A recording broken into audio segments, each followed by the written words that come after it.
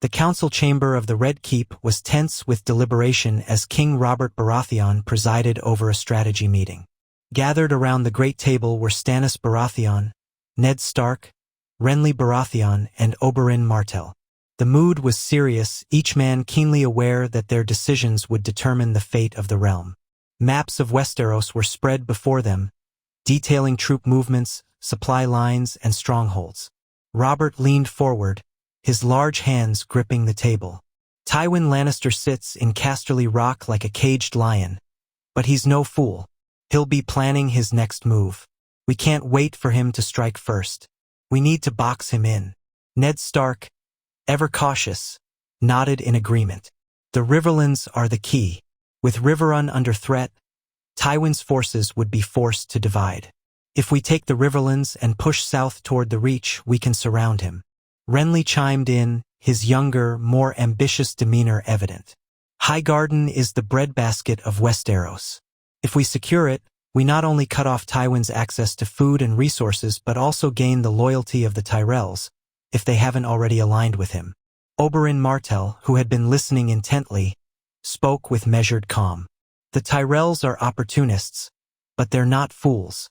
If they see Tywin boxed in, they'll abandon him in favor of the winning side. But it won't be easy.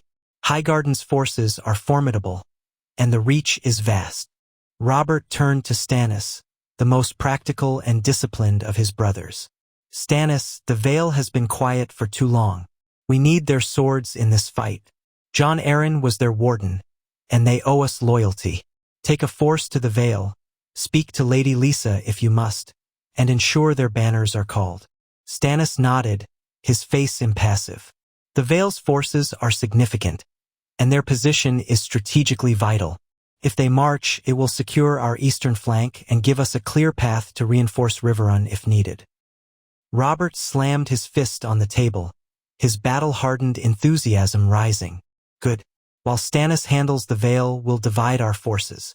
Ned, you'll lead the march to Riverrun with Robb and your northern bannermen. Secure the Tullis and fortify the Riverlands.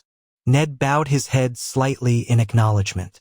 I'll ensure the Riverlands are protected and that Riverrun becomes a stronghold against the west. Robert continued, turning to Renly.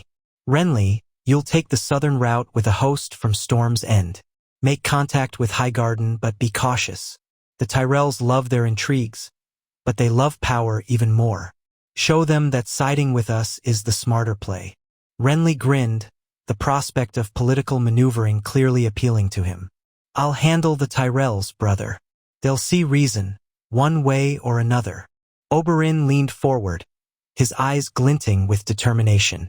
And what of me, King Robert? My Dornish host stands ready. If you wish, we can march north to join the Riverlands campaign or move west to threaten the Lannisters directly. Either way, Dorne will not sit idle. Robert considered this for a moment, then nodded. Take your Dornish to the Riverlands and reinforce Ned. A united front there will give Tywin nowhere to turn. Let him feel the bite of Stark and Martell steel together. The room fell silent for a moment as the gravity of the plan sank in. Each man understood the scale of the war they were preparing to wage. Robert's gaze swept across them, his voice firm and resolute. This is how we end the Lannisters' rebellion against my throne. We box Tywin in, starve his armies, and crush him between us. I'll not have that lion's head looming over my realm any longer. The men nodded in agreement, their roles clear. Stannis rose first, his departure signaling the beginning of the next phase of their campaign. As the council dispersed, the weight of their mission hung heavy in the air. The Game of Thrones was far from over, but for the first time, Robert's court felt united in purpose. As the council began to disband, Ned Stark lingered, his face etched with concern. He approached Robert, who was still poring over the maps, and placed a steady hand on the table. Robert, before we move forward with these plans, I have a request. Ned began, his tone as measured as ever. Robert looked up, his expression one of mild irritation. What now, Ned? You've already got the Riverlands campaign under your command. What more do you need? Ned straightened, his voice firm. I need you to stay in the rear, between both our forces with your own bannermen. You are the king, Robert. If something were to happen to you on the front lines, it would throw the realm into chaos. We cannot afford that." Robert's brows knitted together, and for a moment, his legendary temper flared. "You'd have me sit in the back like a coward while you and the others fight my battles?" Ned held his ground, his voice calm but unyielding. "It's not cowardice, Robert. It's strategy. Your presence in the center of our forces will serve as a rallying point for the realm. Your bannermen will fight all the harder knowing you are watching over them. And should disaster strike on either front, you'll be in a position to respond." Robert exhaled deeply, the logic of Ned's argument sinking in. "Fine, but I'll not just sit idle. If the time comes, you know I'll take up my hammer and lead from the front." "I'd expect nothing less," Ned said with a faint smile, though the weight of his words lingered. As the moment passed, Ned hesitated before bringing up another delicate matter. "There's one more thing, Robert. Something that requires subtlety." Robert leaned back, his arms crossed, waiting. Ned continued, "We've spoken of the Targaryen girl across the narrow sea, and the news of these dragons, both hers and the larger ones in Old Valyria, changes everything. We need to know her intentions, whether she's a threat or a potential ally. I'd like to send someone to her as an envoy, someone trustworthy and capable." Robert's eyes narrowed, his face darkening. "You're not seriously suggesting we treat with a Targaryen, are you? After all I've done to keep their kind from reclaiming the throne." "I'm not suggesting we treat with her yet," Ned clarified. "But we can't make decisions in the dark. We need information, and I believe Jon Snow is the right person for the task. He has a sharp mind, and he understands loyalty and honor. She'll see that in him." The mention of Jon caught Robert off guard. He scratched his beard, considering. "Your bastard? Sending him across the sea on a mission like this is risky, Ned. Are you certain?" "I am," Ned replied without hesitation. "Jon has no claim to the throne, no ties that would threaten her position. He'll be seen as an honest envoy, not a schemer. And if she's reasonable, he'll uncover her true motives." Robert sighed heavily, rubbing his temples. "Fine, Ned. But if this Targaryen girl so much as hints at claiming my throne, I'll not hesitate to deal with her." Ned nodded solemnly.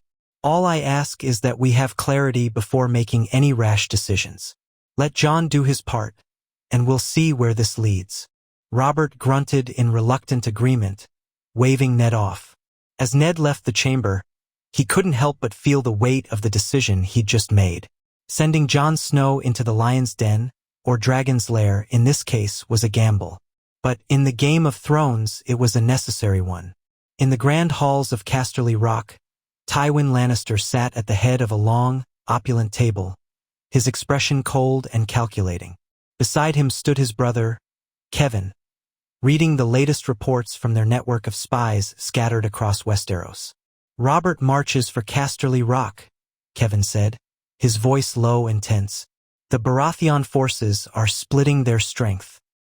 One host moves toward Riverrun, another toward Highgarden, and a third will strike here directly. He's consolidating the Riverlands and the Reach to isolate us." Tywin's green eyes narrowed as he absorbed the information. His mind worked methodically, weighing each move like a piece on a Cyvasse board. "Robert's aggression is expected, but he underestimates us if he believes brute strength alone will suffice. This is not the first time I've faced insurmountable odds." Kevin hesitated, glancing at the next parchment in his hand. "There's more. The Golden Company has committed to our cause, but their ships are still weeks away from reaching Westeros. The slave armies from the wise masters of Meereen are also en route, though they are slower still. Until their arrival, we cannot afford a full-scale engagement." Tywin's expression hardened, his disdain for the delays evident. "Then we will wait. I won't march prematurely and leave our forces exposed. Robert may think himself a conqueror, but he's as reckless as ever. He'll overreach as he always does, and when he does, we will strike with precision." Kevin nodded, though concern lingered in his voice. "The Golden Company is formidable, and the slave soldiers from Meereen are disciplined enough, but they are not invincible. This is no ordinary war, Tywin. With dragons in the world again, there's no telling how long the balance of power will hold. Tywin leaned back in his chair, his expression unreadable. The dragons are a distant threat, for now. Our focus must remain on Robert. Let him gather his banners and march west. He'll find Casterly Rock as impenetrable as ever. By the time the Golden Company and the Wise Master's forces arrive, we'll have the strength to counter any siege. Kevin frowned. And if Robert brings his full might to bear before our reinforcements arrive? Tywin's voice was cold and unwavering. Then we hold. The rock has never fallen, and it will not fall to a drunken usurper and his rabble of northern and southern lords. We defend with the forces we have until our allies reach our shores. And when they do, we crush Robert's rebellion once and for all. Kevin exhaled, his concern unspoken but evident in his posture. We've also had reports of unrest in the capital. Even with loyalists purged, there are whispers of dissent among the Lannister supporters left behind. Robert's purge has emboldened some of his bannermen to act more aggressively than others. Tywin waved a dismissive hand. The capital is a distraction. Let Robert play king while he can. His seat on the Iron Throne is precarious, and he knows it. Once we've dealt with him, the rest will fall into line. Kevin hesitated again, then asked, "And what of Jaime? His captivity is a blow to morale. Some of the men are whispering that we should focus on a rescue." Tywin's expression darkened at the mention of his son. "Jaime is a soldier. He understands the risks of war. I won't jeopardize our position to retrieve him. When the time comes, we'll use him as leverage, but for now we focus on the war at hand." Kevin nodded, though the burden of their position was evident. "Then we hold fast and wait for the Golden Company and the slave armies.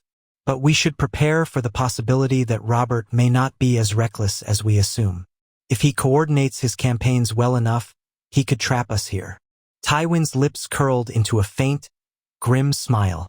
Robert doesn't have the patience for such a strategy. He's always been ruled by his passions, not his intellect. And even if he tries to box us in, we'll use the Golden Company to carve a way out. Trust me, Kevin. When the time comes, the lion will roar, and Robert Baratheon will regret ever marching west. Kevin inclined his head, accepting his brother's plan. But as he left the chamber, a sense of unease lingered. The war was escalating, and even Tywin's unshakable confidence could not account for the growing chaos both within Westeros and beyond its shores.